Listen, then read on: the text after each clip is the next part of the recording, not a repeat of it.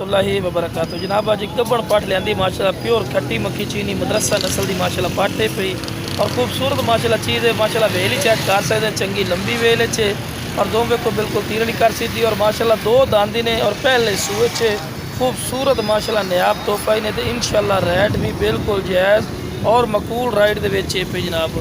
तो खूबसूरत माशाल्लाह चीज़ ने तो सही पे जरा मुँह पट के विखा दी मैं लो जनाब दो दांदे माशाल्लाह चेक कर सकते हैं बिरा कोई चौकी छिगी नहीं। तो हवाना चड्डा ही माशाल्लाह चेक कर सकते हैं, पहले सूए च माशाल्लाह कितना प्यारा हवाना चड्डा बनाया इस जनाब चेक कर सकते हैं।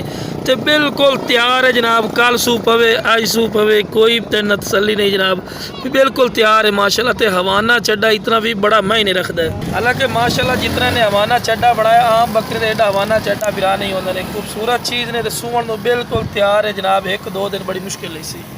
तो ला मेरा चारा ही खवा के दिखा रहे हैं कि माशाल्लाह सेहतमंद और माशाल्लाह एक्टिव ने खूबसूरत चीज़ है। तो मौसम थोड़ा ख़राब है, मैं कहा वीडियो बना के सिर्फ भाई चेक करवा दीजिए। तो खूबसूरत चीज़ है माशाल्लाह, खूबसूरत मतलब एक बच्चा देवे दो बच्चे देवे वो अल्लाह की ज़ात बेहतर जान दे भी जनाब। मारा खूबसूरत चीज़ ने पहले सूए ने और माशाल्लाह खूबसूरती नंबर 1 ने माशाल्लाह प्योर खट्टी मक्खी चीनी च माशाल्लाह चीज़ ने कन्ना दे लापरे वगैरह हर पॉइंट वालू माशाल्लाह प्लस है।